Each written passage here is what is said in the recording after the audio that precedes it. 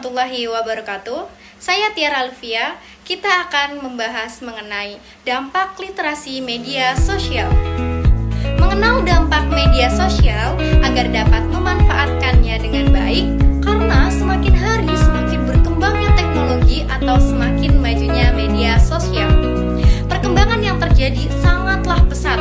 Media sosial menjadi hal utama dan diminati oleh masyarakat. Media sosial telah banyak digunakan di semua kalangan, mulai dari anak-anak, remaja, dewasa, maupun orang tua. Menurut pernyataan Sekretaris Jenderal Asosiasi Penyelenggara Jasa Internet Indonesia atau biasa disingkat APJII pada tahun 2017, Indonesia mengalami pertumbuhan kenaikan pengguna internet sebesar 54,6%, lalu tercatat 97,4% orang Indonesia menggunakan internet untuk mengakses media sosial. Namun, apakah mereka semua memanfaatkan media sosial dengan baik? Apakah masyarakat sudah dapat membedakan dampak positif maupun dampak negatif dari media sosial?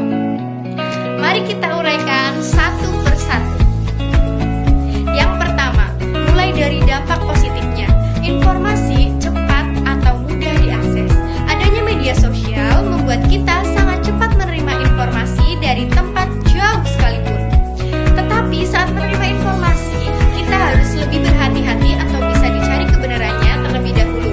Yang kedua, berhubungan lebih gampang berinteraksi dimanapun dan kapanpun dapat digunakan selama ada jaringan internet. Hal ini membuat media sosial membantu menjaga hubungan baik dengan orang lain. Yang ketiga, memperluas bidang usaha atau bisnis. Karena banyak orang menggunakan media sosial, maka media sosial sangat cocok dijadikan sebagai media jualan. Media sosial membantu kita menjangkau pelanggan dengan cepat. Bukan hanya itu saja, media sosial juga menyediakan fitur yang menarik untuk berjualan, maupun kita untuk berbelanja.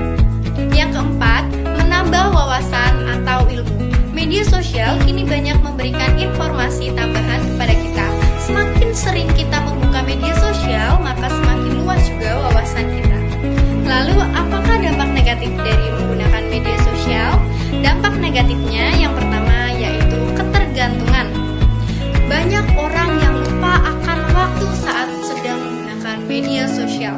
Media sosial memang sangat menarik, sehingga membuat orang tidak sadar bahwa dia sudah menggunakan media sosial dalam waktu yang cukup lama. Dan media sosial membuat terganggunya aktivitas lain seperti bekerja, belajar, maupun beristirahat.